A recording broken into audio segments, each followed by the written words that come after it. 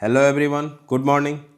आज solid state का 7वां lecture है और इस लेक्चर में हम लोग संकुलन क्षमता के बारे में पढ़ने वाले हैं। इंग्लिश में इसको हम लोग क्या कहेंगे? Packing efficiency. ठीक है, देखेंगे लास्ट लेक्चर में हम लोगों ने क्या सीखा था कि अलग अलग यूनिट सेल के लिए हम लोग क्या कर रहे थे? प्रभावी अवयवी कणों की संख्या निकाल रहे थे। ठीक है, और फिर उसके आधार पर हम लोगों ने कुछ ऑब्जेक्टिव क्वेश्चंस को सॉल्व करना सीखा था। ठीक है, देखेंगे, थोड़ा सा रिमाइंड कर लेते हैं। अगर हम लोग एसएससी की बात करें यानी सिंपल क्यूबिक यूनिट सेल की, तो वहाँ हमने प्रभावी अवयवी कणों की संख्या कितनी प्राप्त की थी? 1। ठीक है, बीसीसी की बात करें तो कितना मिला था? बीसीसी के लिए हमें मिला था 2। ठीक है, अगर एफसीसी के लिए बात करें तो प्रभावी कणों की संख्या कितनी प्राप्त हुई थी? तो 4। ठीक है, ईसीसी के लिए बात करें तो प्रभावी कणों की संख्या कितनी मिली थी? 2। ठीक है, तो इस तरह से हम लोग प्रभावी कणों की संख्या कब प्राप्त कर रहे थे? तो हम लोग देख रहे थे कि एकक कोष्टिका में जो अवयवी कण उपस्थित हैं उनके योगदानों के आधार पर हम लोग निकाल रहे थे कि एक एकक कोष्टिका में जो अवयवी कण कहीं एक जगह उपस्थित है तो अपने साथ कितने यूनिट सेल से संबंध रख रहा है, और उसके आधार पर हम देख रहे थे कि जिस यूनिट सेल की हम बात कर रहे हैं उस यूनिट सेल में उसका योगदान कितना है। उसके आधार पर फिर सभी कणों की संख्या से गुणा करके हम लोग प्रभावी संख्या निकाल रहे थे। ठीक है, तो अब देखेंगे जब हम बात करें किसकी? संकुलन क्षमता की। ठीक है, तो मान लेते किसी एक एकक कोष्ठिका की, यहाँ देखेंगे हमने एक एकक कोष्ठिका बनाया हुआ है। ठीक है, तो किसी एक एकक कोष्ठिका के अवयवी कण का मतलब मान लेते ये सिंपल क्यूबिक सेल है अपना। ठीक है, तो इसके सभी कोनों पर अवयवी कण उपस्थित होंगे ना, तो इसके सभी कोनों पर उपस्थित अवयवी कण, ठीक है, तो इस एकक कोष्ठिका में जितना योगदान है, तो हमें पता है कि सिंपल क्यूबिक सेल है। ठीक है, सिंपल क्यूबिक यूनिट सेल है, तो इसके एक कोना पर जो अवयवी कण उपस्थित है वो अपना योगदान इस यूनिट सेल में कितना देगा? 1/8। ठीक है, यानी कि यहाँ जो अवयवी कण एक कोना पर उपस्थित है इसका योगदान 1/8 रहेगा इसमें, क्योंकि अपने साथ 8 यूनिट सेल से संबंध रखता है। तो इसके द्वारा घेरा गया जो स्थान होगा वो क्या होगा? तो मान लेते कि यहाँ जो अवयवी कण उपस्थित होते परमाणु के कोने पर वे इस तरह के होते, गोलाकार होते ना, इनको हम लोग क्या कहते हैं? जालक बिंदु कहते थे। इस तरह की इनकी साइज होती। तो इस गोले का 8वां भाग इस यूनिट सेल में शामिल होगा कि नहीं?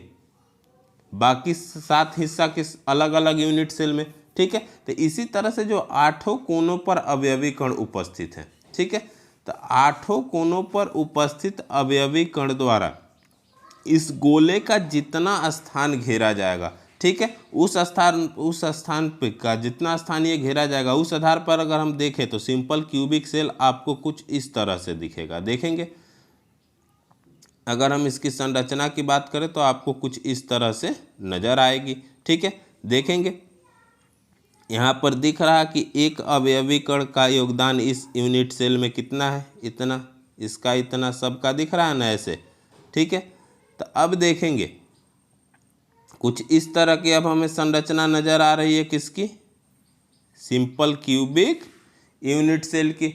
इनके अवयवी कणों के योगदान आपको दिख रहा है, 8 कोनों पर उपस्थित अवयवी कण कितना कितना स्थान घेरे हैं। ठीक है, तो अब हम इसके आधार पर अगर संकुलन क्षमता निकालने जाएं तो संकुलन क्षमता क्या होता है? तो दिख रहा है कि किसी एकक कोष्ठिका में किसी अवयवी कणों के द्वारा, मतलब जितने भी उसमें अवयवी कण उपस्थित होते हैं उनके द्वारा छेके गए स्थान का, मतलब वो इस एकक कोष्ठिका का जितना आयतन घेरेंगे, ठीक है, इस एकक कोष्ठिका के कुल आयतन का जितना स्थान घेरेंगे, ठीक है, तो वो स्थान जो परसेंटेज में हम लोग निकालेंगे, मजे से मान लेते एकक कोष्ठिका का कुल परसेंटेज ये कितना होगा? अपने आप में 100% होगा ना। तब इसमें उपस्थित अवयवी कणों के द्वारा एकक कोष्ठिका का जितना स्थान घेरा हो गया होगा। ठीक है, तो ये एकक कोष्ठिका आपको पता है अपने आप में कितना है? 100 है। ठीक है, अब इसके द्वारा मान लेते इसका 60 हिस्सा घेर लिया गया है अवयवी कणों के द्वारा। ठीक है, तो हम पूछेंगे कि अवयवी कणों का इसमें कितना, अवयवी कणों के द्वारा घेरा गया स्थान कितना प्रतिशत है?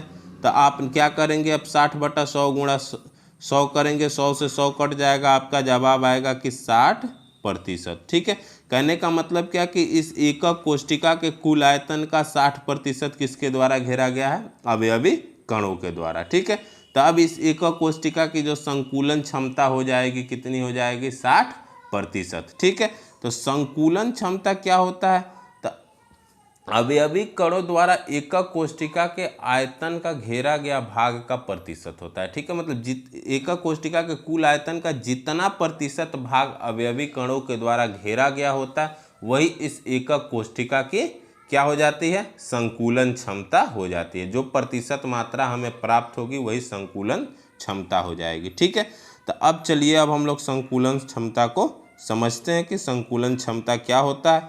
देखेंगे यहाँ पर परिभाषा इसकी, कह रहा है क्रिस्टल जालक के एकक कोशिका के आयतन का प्रतिशत भाग जो अवयवी कणों द्वारा घेरा गया है होता है संकुलन क्षमता कहलाता है। ठीक है, इस एकक कोशिका में जो अवयवी कणों के द्वारा जितना स्थान घेरा गया होगा, ठीक है, तो वही कह रहा है एकक कोशिका के आयतन का प्रतिशत भाग, इस एकक कोशिका के कुल आयतन का जितना प्रतिशत भाग अवयवी कणों के द्वारा घेरा गया होगा वही क्या कहलाएगा, संकुलन क्षमता। ठीक है, तो अब यहाँ पर प्रश्न उठता है कि तब हम संकुलन क्षमता की गणना किस प्रकार से करेंगे, किस तरह से संकुलन क्षमता निकालेंगे। तो अब देखेंगे संकुलन क्षमता निकालने के लिए तो हमें पता है कि एकक कोशिका के कुल आयतन को नीचे लिख देंगे। ठीक है, एकक कोशिका के कुल आयतन में जितना आयतन घेरा गया होगा किसके द्वारा, अवयवी कणों के द्वारा, तो अवयवी कणों के आयतन को ऊपर लिख देंगे। तो एकक कोशिका के कुल आयतन ऊपर हो गया अवयवी कणों का कुल आयतन और गुणा कर देंगे किससे, 100 से। ठीक, यानी कि अवयवी कणों के आयतन में एकक कोशिका के कुल आयतन से भाग देंगे और 100 से गुणा कर देंगे, तो जो प्रतिशत मात्रा मिलेगी वो किसके बराबर हो जाएगी, संकुलन क्षमता के बराबर। यहाँ तक तो आपको क्लियर है। चलिए आगे बढ़ते हैं। अब देखेंगे, अब यहाँ पर प्रश्न उठता है क्या कि ये अवयवी कणों का आयतन हम किस तरह से निकालेंगे।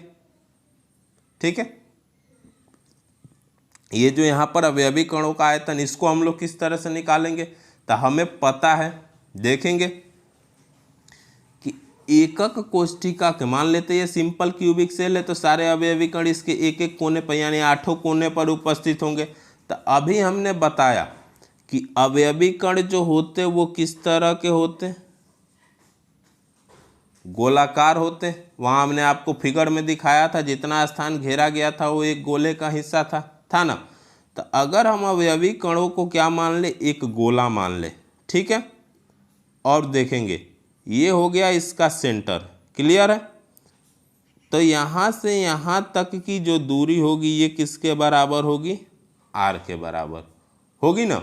एक कण की अभी हम बात कर रहे हैं। ठीक है, तो अब देखेंगे ये हो गई इस गोले की त्रिज्या यानी जो अवयवी कण है।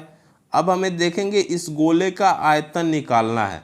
तो हमने पढ़ा है गोला का आयतन बराबर क्या होता है, 4/3 पाई r क्यू। ठीक है, तो एक अवयवी कण जो है इसका आयतन किसके बराबर हो जाएगा, 4/3 पाई r क्यू के बराबर। तो ये हमें मिल गया एक कण का आयतन। ठीक है, तो अब हमें 8 कणों का आयतन निकालना होगा तो 8 से इसमें गुणा कर देंगे कि नहीं। ठीक है, लेकिन यहाँ पर हमें 8 से गुणा नहीं करना होता है। आप याद रखेंगे यहाँ जो अवयवी कणों की संख्या होती है तो यहाँ हरदम आप याद रखेंगे जिस यूनिट सेल की बात की जाएगी, ठीक है, तो उस यूनिट सेल के लिए जो आपको प्रभावी अवयवी कणों की संख्या मिली है उससे आपको गुणा करना होता है। ठीक है, प्रभावी अवयवी कणों की संख्या से जिस यूनिट सेल की बात की, क्योंकि आपको पता है इस एक पूरे गोले का योगदान इसमें नहीं होता है। क्लियर है। तो यहाँ हम जेड अवयवी कणों को हम आगे चल के जेड से दिखाएंगे तो आप जेड बराबर वही मान लेंगे जो इस यूनिट सेल के लिए आपको प्रभावी कणों की संख्या मिलेगी वही। ठीक है, इस बात को आप याद रखेंगे। तो अब हमें दिख रहा है कि एक गोले का आयतन हमें कितना मिला, 4/3 पाई r क्यू। ठीक है, तो अब हमें पूरे अवयवी कणों का आयतन निकालना है।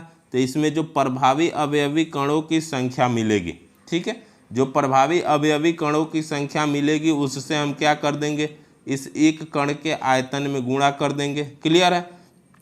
तब हमें यहाँ पता चल गया हम किस तरह से अवयवी कणों का आयतन निकालेंगे। तो प्रभावी अवयवी कणों की संख्या में किससे गुणा कर देंगे, तो एक कण के आयतन से। ठीक है, तो यहाँ देखेंगे हमने कहा प्रभावी अवयवी कणों की संख्या को हम किससे दर्शाएंगे, जेड से। आपको पता है एससीसी के लिए कितना होता, 1। ठीक है, बीसीसी के लिए कितना मिला था, 2। एफसीसी के लिए कितना मिला था, 4। ठीक है, और फिर बात करें हम किसकी, ईसीसी की, तो ईसीसी के लिए कितना मिला था, 2। तो ये आपसे नहीं पूछेगा, ये अपने सिलेबस से बाहर है, आपको बीसीसी तक याद रखना है। ठीक है, चलिए तब यहाँ पर देखेंगे तो अवयवी कणों की संख्या को हमने जेड से डिनोट किया, एक कण का आयतन। तो यहाँ जो दिख रहा था कि यहाँ एक कोना पे ये जो अवयवी कण है हमने गोला माना था, तो इसका आयतन कितना आएगा, 4/3 पाई आर क्यू। ठीक है, तो एक कण का आयतन जो अवयवी कण है, इसका एक अवयवी कण का आयतन 4/3 पाई आर क्यू, और प्रभावी कणों की संख्या कितनी मिल गई, जेड।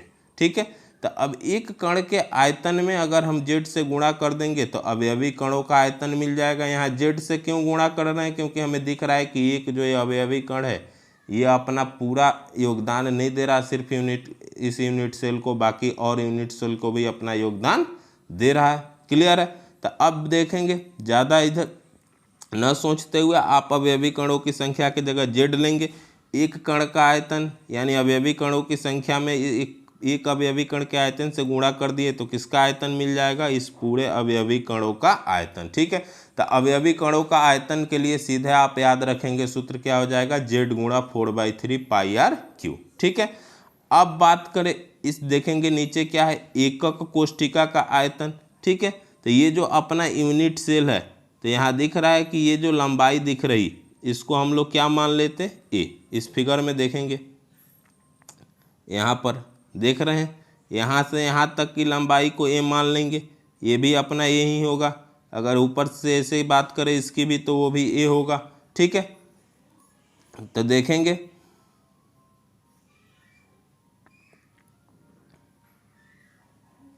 यहाँ पर आएंगे तो हमें पता है जब हमने इसके एक भुजा को क्या मान लिया, ए। ठीक है, तो इसके आयतन को हम किससे दिखाएंगे, ए क्यू से। आपको पता है एकक कोष्ठिका किस तरह की होती है, घनीय होती है, और घन का आयतन क्या होता है, ए क्यू। ठीक है, तो अब यहाँ पर जो आपको संकुलन क्षमता का सूत्र प्राप्त हुआ वो क्या मिला, देखेंगे ध्यान से, क्या मिला, जेड गुणा 4/3 पाई आर क्यू फिर अपॉन ए क्यू इंटू 100। तो ये सूत्र आप याद रखेंगे किसके लिए, संकुलन क्षमता के लिए। ठीक है, तो संकुलन क्षमता उम्मीद है आपको क्लियर हो गया होगा। संकुलन क्षमता क्या होता है, तो देखेंगे क्रिस्टल जालक के एकक कोष्ठिका के आयतन का प्रतिशत भाग जो अवयवी कणों द्वारा घेरा गया है संकुलन क्षमता कहलाता है। यानी एकक कोष्ठिका के कुल आयतन का जितना प्रतिशत भाग अवयवी कणों के द्वारा घेरा गया होगा वो उसका क्या हो जाएगा, संकुलन क्षमता। ठीक है, अब हम यहाँ से सीखते हैं अलग अलग अवयवी कणों के लिए हम लोग किस तरह से संकुलन क्षमता निकालेंगे। ठीक है, उम्मीद है आपको संकुलन क्षमता काफ़ी अच्छी तरह से समझ में आ गया होगा। चलिए आगे बढ़ते हैं, सब लोग ध्यान देंगे। अब हम लोग निकालने जा रहे हैं क्या, क्रिस्टल जालक के विभिन्न एकक कोष्ठिकाओं के लिए संकुलन क्षमता की गणना करेंगे। ठीक है, तो सबसे पहली जो अपनी कौन होती, सरल घनीय एकक कोष्ठिका। इसको हम लोग किससे दिखाते, एससी से। ठीक है, शॉर्टकट में क्या लिखते, एससी। ठीक है, तो अब देखेंगे सरल घनीय एकक कोष्ठिका की बात करें तो इसमें अवयवी कण कहाँ कहाँ उपस्थित होते, तो 8 कोनों पर। ठीक है, तो इस एकक कोष्ठिका के लिए हमें पता है प्रभावी कणों की संख्या कितनी प्राप्त होती है, 1। ठीक है, अब देखेंगे, अब हम बात करें, देखेंगे यहाँ पर अब हमें निकालना जेड का मान तो मिल गया, अब हमें फाइंड करना आर का मान। ठीक है, और ए का मान। ठीक है, तो अब यहाँ देखेंगे अगर इस घनीय एकक कोष्ठिका के ये जो दिख रहा है इस भुजा की लंबाई को हम ए मान लें। ठीक है, तो अब इस भुजा की लंबाई को हम ए मान लेंगे। ठीक है, अब हम बात करें, देखेंगे तो दिख रहा कि एक भुजा की लंबाई ये हो गई तो ये भी ये होगा, ये भी अपना ये होगा, ये भी अपना ए होगा। ठीक है, अब हम आर की बात करें। ठीक है, तो देखेंगे पहले इस आकृति के तरफ आप चलेंगे, अगर हमने अवयवी कणों को एक गोला के रूप में, हमने बताया था अवयवी कण किस तरह के होते हैं, गोला के रूप में। तो आप देखेंगे सिंपल क्यूबिक सेल की आकृति आपको कुछ इस तरह की दिखेगी, ठीक है। तो अगर इस एक गोले को देखेंगे, ये एक लाइन हम यहाँ पर बना रहे हैं, ये हो गया, हमने यहाँ पर अवयवी कण डॉट डॉट से हम लोग दिखाते थे ना, तो आप यहाँ से यहाँ तक लाइन खींचेंगे, यहाँ से यहाँ तक, ठीक है। तो ये हो गया इस गोले का केंद्र, और ये देखेंगे इस गोले का केंद्र, हमने इसको मान लिया, ठीक है। इस तरह से यहाँ पर, और ऐसे हम आपको मिला के दिखा रहे हैं, देखेंगे जरा ध्यान से। सारे गोले के केंद्रों को अगर हमने मिलाना शुरू किया कुछ इस तरह से,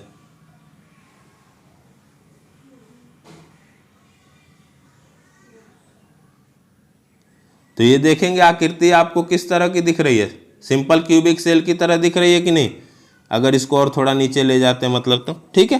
तो अब देखेंगे ये दिख रहा कि इस गोले का केंद्र और इस गोले का, मतलब इस अवयवी कण का और इस अवयवी कण का केंद्र है। तो यहाँ से यहाँ तक की जो दूरी होगी इस अवयवी कण की त्रिज्या होगी कि नहीं, और यहाँ से यहाँ तक की दूरी इस अवयवी कण की त्रिज्या होगी कि नहीं, ठीक है। और इस पूरी लंबाई को हमने माना है ए। तो आप देख रहे हैं क्या कि ये जो ए होगा, मतलब इस जो घनीय एकक कोष्टिका के भुजा की लंबाई हम ए मान रहे थे, ये किसके बराबर हो रहा है, 2r के बराबर हो रहा है ना। तो यहाँ से ए और r के बीच आपको रिलेशन मिल जाएगा क्या, ए बराबर 2r, ठीक है। तो चलेंगे यहाँ देखेंगे,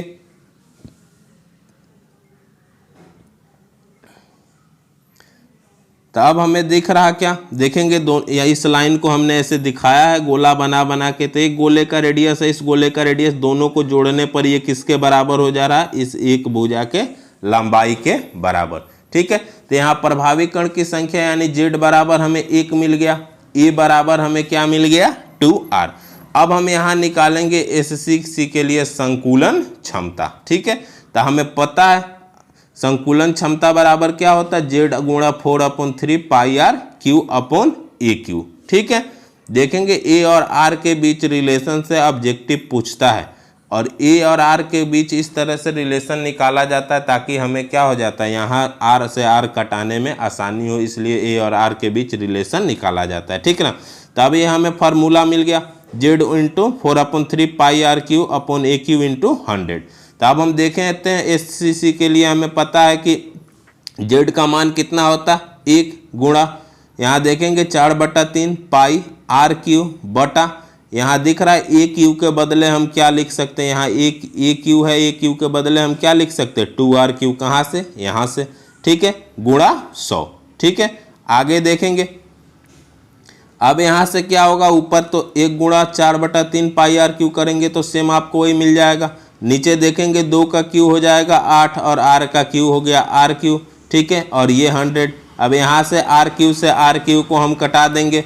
अब यहाँ देखेंगे ये हो गया 4/3, जैसे था वैसे ही हमने लिख दिया, नीचे 8 है तो गुणा में 8, और पाई के जगह पर क्या लिख देंगे, 3.14, ठीक है। कहीं भी पाई का मान यहाँ आपको भरना हो तो 3.14 भरेंगे और गुणा कर देंगे 100 से, ठीक है। तो जब आप इस वैल्यू को सॉल्व करेंगे तो आपको जो प्रतिशत मात्रा मिलेगी कितनी मिलेगी, 52.4%, ठीक है। तो ये जो 52.4% मिला, ये किसकी संकुलन क्षमता हो गई, तो सरल घनीय एकक कोष्टिका के, ठीक है। यानी कि सरल घनीय एकक कोष्टिका के कुल आयतन का 52.4% अवयवी कणों के द्वारा घेरा जाता है, ठीक है। तो ये इसकी संकुलन क्षमता हो गई। अब यहाँ से पूछेगा कि सरल घनीय एकक कोष्टिका के कुल आयतन का कितना प्रतिशत भाग खाली रहता है, अवयवी कणों के द्वारा नहीं घेरा गया रहता है। तो आप क्या करेंगे, यहाँ से 100% में से कितना प्रतिशत घटा लेंगे, तो ये जो 52.4% है उसको घटा लेंगे, तो जितनी प्रतिशत मात्रा आएगी वो इस एकक कोष्टिका का क्या हो जाएगा, खाली स्थान की प्रतिशत मात्रा होगी, ठीक है। तो इस तरह से हम लोग किसके लिए संकुलन क्षमता प्राप्त कर लिए आसानी से, तो सरल घनीय एकक कोष्टिका के लिए, ठीक है। उम्मीद है आपको काफ़ी अच्छी तरह से समझ में आया होगा। अब चलिए हम लोग आगे बढ़ते हैं, फिर FCC के लिए हम लोग निकालते हैं। सब लोग यहाँ ध्यान देंगे। अब हम बात करें किसकी, FCC एकक कोष्टिका की।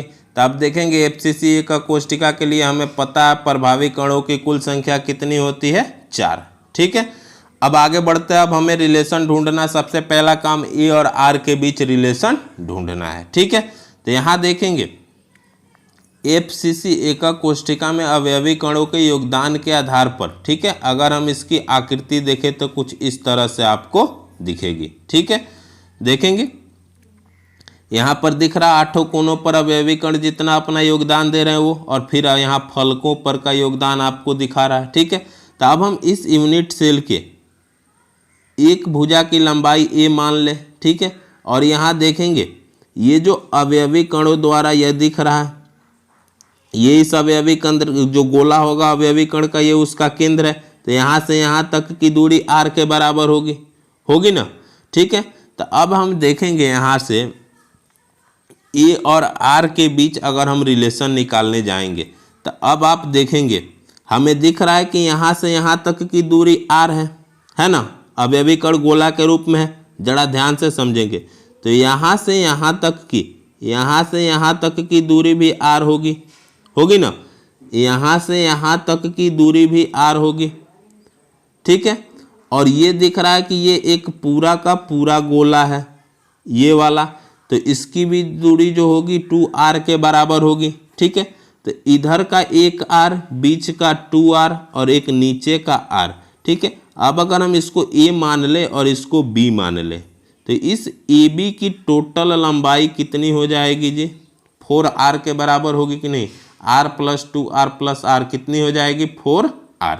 ठीक है, तो अब देखेंगे इसको a मान लेते, इसको b मान लेते, हम इसको c मान लेते। ठीक है, या इसको c मानेंगे, इसको b मानेंगे। ठीक है, जैसे भी आपकी मर्जी।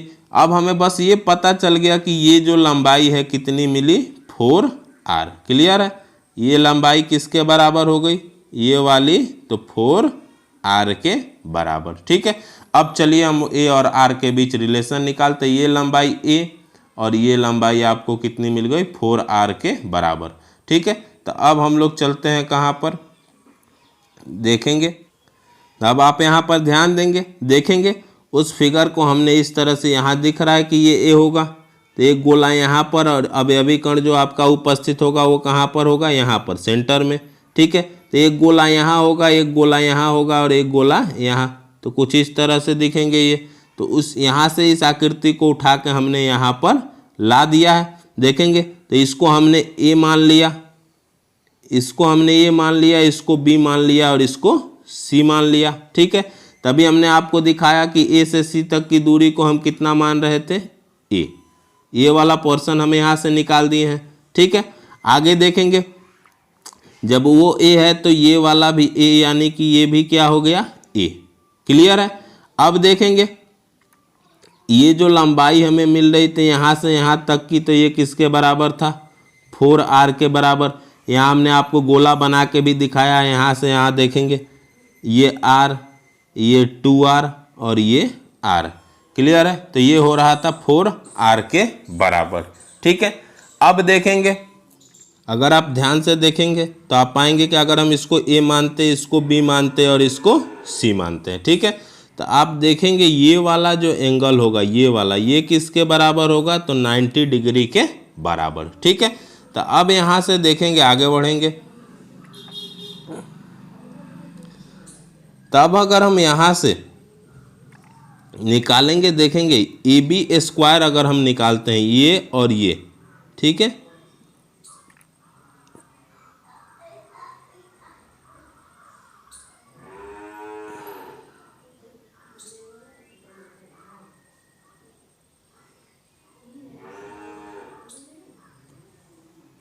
यहाँ से अगर हम AB देखेंगे, ये वाला एंगल हमें C कितना मिला, 90 डिग्री। तो अगर हम यहाँ से त्रिभुज ABC में, ठीक है, AB² निकालते हैं तो ये किसके बराबर होगा, तो BC² जोड़ AC² के बराबर। क्लियर है, तब यहाँ से AB² बराबर हमें क्या मिलेगा, हम जानते हैं ये भी A के बराबर है और ये भी A के बराबर है, तो AB² बराबर क्या मिलेगा, A² जोड़ A²। ठीक है, यहाँ से AB² बराबर आपको क्या मिलेगा, 2A का स्क्वायर। ठीक है, अब AB निकालेंगे तो यहाँ से देखेंगे क्या होगा, रूट आएगा 2 के अंदर, क्या हो जाएगा √2a², तो a² ए के रूप में बाहर निकल जाएगा और 2 पर क्या हो जाएगा रूट चढ़ जाएगा। ठीक है, आगे बढ़ेंगे तो आप पाएंगे यहाँ से क्या हमें पता है, देखेंगे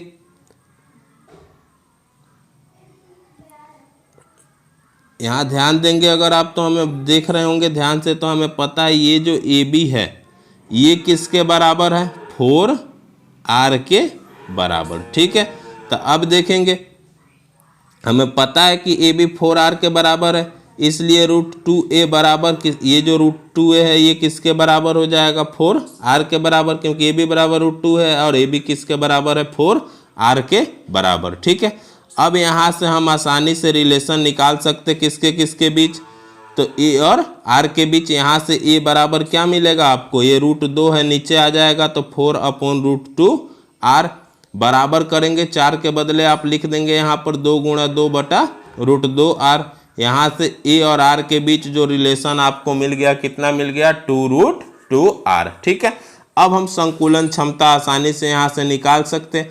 Z का मान हमें पता है R होगा, आयतन के लिए गुणा करेंगे 4/3πr³ से, Z के जगह पे 4 रख दिए। ठीक है, आयतन हो गया आपको ना 4/3πr³ और AQ के जगह पर अब हम क्या रख देंगे 2√2R³ × 100। ठीक है, अब यहाँ से आप देखेंगे तो यहाँ से हमें क्या मिलेगा, तो ये 4 × 4/3πr³, ये 2√2Q अंदर ही रहने दिए। ठीक है, अलग कर दिए और यहाँ से RQ को हटा के इस ऊपर वाले RQ को और नीचे वाले RQ को कटा दिए। और जब आप इस वैल्यू को सॉल्व करेंगे पाई के जगह पर क्या रखिएगा 3.14, तो जो आपको यहाँ परसेंटेज वैल्यू मिलेगा वो कितना मिलेगा 74%। ठीक है, आप लोग सॉल्व कर लेंगे, यहाँ सॉल्व करने पर समय ज़्यादा लगेगा। ठीक है, तो अब देखेंगे तो हमें क्या पता चला कि FCC के लिए संकुलन क्षमता कितना मिला 74%। ठीक है, यानी कि FCC एकक कोष्टिका में के कुल आयतन का 74% भाग जो होगा किससे घेरा हुआ रहेगा, अवयवी कणों के द्वारा घेरा हुआ होगा। ठीक है, तो अब देखेंगे खाली स्थान का प्रतिशत आपसे पूछ दे एकक कोष्टिका में, तो 100% में से आप क्या करेंगे 74% को घटा लेंगे, तो उतना प्रतिशत क्या हो जाएगा FCC के लिए खाली स्थान का प्रतिशत हो जाएगा। ठीक है, तो यहाँ तक आपको समझ में आ गया होगा। ठीक है, आपको बस यहाँ याद रखने वाली जो चीज़ें हैं सभी एकक कोष्टिकाओं में A और R के बीच संबंध याद रखेंगे और प्रतिशत मात्रा याद रखेंगे कि इसकी संकुलन क्षमता इतनी होती है, क्योंकि यहाँ से ऑब्जेक्टिव प्रश्न पूछे जाते हैं। 2018 में भी एक प्रश्न आ चुका है। ठीक है, आगे बढ़ते हैं। अब हम लोग चलते हैं किधर BCC के तरफ। तीसरा अपना कौन सा है BCC एकक कोष्ठिका। ठीक है, तो यहाँ हमें पता है कि प्रभावी कणों की संख्या कितनी होगी 2। ठीक है, ये हम जानते हैं। अब हमें रिलेशन निकालना किसके बीच A और R के बीच। ठीक है, तो यहाँ देखेंगे इस तरह की एकक कोष्ठिका में 8 कोनों पर अवयवी कण होंगे, इसके अलावा एक अवयवी कण कहाँ होगा सेंटर में, केंद्र में। ठीक है, यहाँ पर। ठीक है, अब देखेंगे ये जो लंबाई है एकक कोष्ठिका के भुजाओं की, इसको हम मान लेते A। ठीक है, तो सारी लंबाई A के बराबर होगी। अब देखेंगे हमें पता है कि गोलों पर जो परमाणु होंगे अवयवी कण जो होंगे, ठीक है, तो अगर उनके त्रिज्या की बात करें तो कितनी होगी R। ठीक है, यहाँ चलेंगे आपको फिगर से समझाते हैं, साफ फिगर से। यहाँ देखेंगे जरा ध्यान से, देखेंगे ये जो अवयवी कण हैं आपको 8 कोनों पर दिख रहे हैं। ठीक है, तो यहाँ से यहाँ तक की जो दूरी होगी, ये गोला का भाग है, ये इसका केंद्र हो गया कॉर्नर यूनिट सेल का, इस गोले का जो अवयवी कण यहाँ उपस्थित है, तो इसकी त्रिज्या R हो गई। ठीक है, तो अब देखेंगे, अब हम बात करें अगर किसकी अंतः केंद्रित घनीय एकक कोष्ठिका के लिए, तो यहाँ से यहाँ तक की दूरी देखेंगे R है, यहाँ से यहाँ तक की दूरी R है, कितना हो गया 2R, और एक अवयवी कण कहाँ उपस्थित है जी सेंटर में, तो यहाँ से यहाँ तक की जो दूरी होगी कितनी होगी 2R। अगर हम इसको A मान ले, इसको हम B मान ले, देखेंगे बीच से हम मिला रहे हैं एक लाइन विकर्ण के जैसे। ठीक है, कहाँ से, ए से सी के बीच, ठीक है। और इसको हम मान ले ए से बी के बीच, और इसको हम मान ले सी, इस पॉइंट को। तो आप देखेंगे यहाँ से, जैसे देखेंगे ये हम नीचे से मिला दे रहे हैं, नीचे से इसको ए से सी को मिला दिए, तो आप देखेंगे एक ट्रायंगल हमें प्राप्त होगा किसके जैसा, 90 डिग्री के जैसा, ठीक है। और ये देखेंगे अगर हम इसका मान देखें, AC का मान हम निकालने जाएं तो हमें पता है ये A है, तो ये भुजा भी A के बराबर होगी। तो यहाँ भी एक ट्रायंगल हमें प्राप्त होगा नीचे 90 डिग्री के जैसा, ठीक है। तो यहाँ से AC का मान निकालेंगे तो हमें पता है क्या होगा, अगर हम इसको यहाँ पे O मान ले तो AO स्क्वायर जोड़ OC स्क्वायर होगा, अगर इसका हम मान निकालने जाएँ तब, ठीक है। तो क्या हो जाएगा, AC स्क्वायर बराबर AO स्क्वायर जोड़ OC स्क्वायर होगा ना, इसका स्क्वायर करेंगे और इसका स्क्वायर, तो यानी 2 बार A स्क्वायर जोड़ A स्क्वायर यानी कि 2A स्क्वायर होगा, किसका मान, AC स्क्वायर का। तो AC का मान यहाँ से हमें √2A प्राप्त होगा। तो ये जो लाइन हम खींच रहे हैं इसका मान हमें मिलेगा √2A, ठीक है। तो अब देखेंगे, अब यहाँ दिख रहा कि ये और ये मिलके एक ट्रायंगल के रूप में आ गए। तो यहाँ से हम AB स्क्वायर अगर निकालेंगे तो BC स्क्वायर जोड़ AC स्क्वायर होगा कि नहीं, होगा ना। तो इसी आधार पर हम A और R के बीच रिलेशन निकालेंगे जो कि ऊपर लिखा हुआ है। चलिए समझते हैं उसको, काफ़ी ध्यान से समझेंगे कि चीज़ें आपको स्पष्ट हो जाए एक बार में ही। देखेंगे यहाँ पर थोड़ा हमने उल्टा लिख दिया था, वहाँ समझ, इसको हमने ये मान लिया यहाँ पर, चलिए कोई बात नहीं, ये अपना B हो गया ना, और इसको हमने मान लिया C, ठीक है।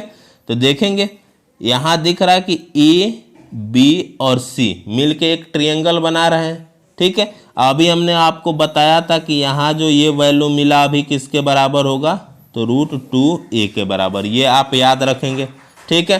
तो अब देखेंगे अगर हम त्रिभुज ABC की बात करें तो AB स्क्वायर, ये जो कर्ण हमें यहाँ से दिख रहा है यहाँ तक, ठीक है। तो AB स्क्वायर बराबर होगा किसके, तो इस BC स्क्वायर के और जोड़ AC स्क्वायर के। क्लियर है यहाँ तक। अब देखेंगे, अब यहाँ से AB स्क्वायर बराबर, तो हमें पता है कि इस BC का मान कितना है, √2A, तो √2A का स्क्वायर रख देंगे जोड़ AC का स्क्वायर पूछ रहा है।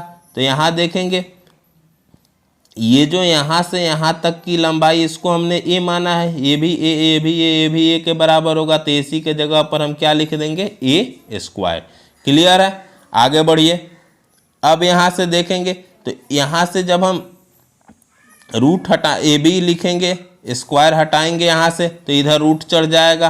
तो इधर दिख रहा है √2A स्क्वायर है, तो ये होगा 2A स्क्वायर के रूप में होगा ना, √2 का स्क्वायर करेंगे तो 2 और A स्क्वायर, अब प्लस A स्क्वायर, इन सब पर रूट आ जाएगा जब हम यहाँ से स्क्वायर हटा दिए तो AB बराबर हो गया √2A square plus A square बराबर हो जाएगा क्या, √3A स्क्वायर, ठीक है। अब देखेंगे रूट के अंदर A स्क्वायर है तो A को बाहर निकाल देंगे और √3 वैसे ही का वैसे ही रह जाएगा। अब देखिए एक चीज़, अब हमने आपको थोड़ी देर पहले ही ये बताया था कि यहाँ से यहाँ तक की जो दूरी होगी किसी A से B तक की, वो किसके बराबर होगी, 4R के बराबर। हमने समझाया भी है। देखेंगे ये इस गोले की त्रिज्या जो अवयवी कण कोना पर उपस्थित है उसकी त्रिज्या यहाँ से यहाँ तक R, ये बीच वाले जो पूरा गोला अंतः केंद्र में है उसका 2R हो जाएगा, और यहाँ से यहाँ तक के लिए R तीनों को जोड़ देंगे तो 4R के बराबर होगा।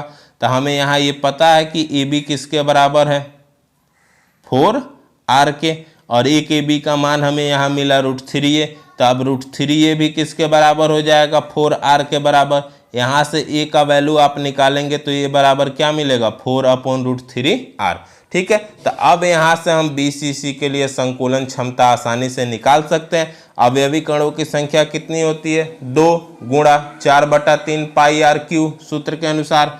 आगे देखेंगे नीचे क्या हो जाएगा, AQ के जगह पर हम रखेंगे 4/3R³, ठीक है। तो अब यहाँ देखेंगे 4/3Q अलग हमने लिख दिया, RQ अलग लिख दिया, यहाँ से RQ से RQ कटा देंगे और यहाँ गुणा में अपना 100 है, ठीक है। तो जब हम इस वैल्यू को सॉल्व करेंगे तो जो परसेंटेज वैल्यू हमें प्राप्त होगा वो कितना होगा, 68%। ठीक है, यानी कि बीसीसी यूनिट सेल के कुल आयतन का 68% भाग किसके द्वारा छेका हुआ रहेगा, अवयवी कणों के द्वारा। ठीक है, अब यहाँ खाली भाग पूछे तो 100 में से 68% घटा देंगे तो वो मिल जाएगा हमें खाली भाग का प्रतिशत। ठीक है, तो ये निकला हमें, ये संकुलन क्षमता 68% हमें किसके लिए प्राप्त हुआ, तो बीसीसी के लिए। तो उम्मीद है आपको काफ़ी अच्छी तरह से समझ में आया होगा। एक बार आप खुद से भी प्रैक्टिस करेंगे। ठीक है, आपको थोड़ी प्रॉब्लम हो रही होगी इस तरह से समझने में, जब तक बिजली ठीक ना हो जाता लेक्चर रोकने से अच्छा है कि कंटिन्यू रहे। ठीक है, इसलिए तो अगर थोड़ी दिक्कत आ रही हो कहीं भी तो आप कॉल करके हमसे पूछ सकते हैं। ठीक है, तो आज के लेक्चर को यहीं पर लास्ट करते हैं। ठीक है, नेक्स्ट लेक्चर में पहले हम लोग इनसे संबंधित जो संकुलन क्षमता से रिलेटेड जितने भी ऑब्जेक्टिव क्वेश्चंस निकलते हैं पहले हम लोग उसको डिस्कस करेंगे। ठीक है, फिर आगे के टॉपिक को पढ़ेंगे। अगला टॉपिक भी अपना काफ़ी महत्वपूर्ण टॉपिक होगा, वहाँ से भी पेपर में ऑब्जेक्टिव क्वेश्चन बार बार पूछे गए हैं। आप देखेंगे तो संकुलन क्षमता से भी 2018 में ऑब्जेक्टिव आ चुका है। तो यहाँ बस आपको याद रखना है, ज़्यादा अगर नहीं आप याद रख पाए तो सारे यूनिट सेल के लिए ए और आर के बीच रिलेशन याद रखेंगे और उनकी संकुलन क्षमता याद रखेंगे। ठीक है, वैकेंट स्थान का प्रतिशत भी याद रखेंगे। कल आप ऑब्जेक्टिव करेंगे तो आपको क्लियर हो जाएगा किस तरह के प्रश्न यहाँ से आते हैं। ठीक है, तो आज के लेक्चर को यहीं पर लास्ट करते हैं। थैंक्स।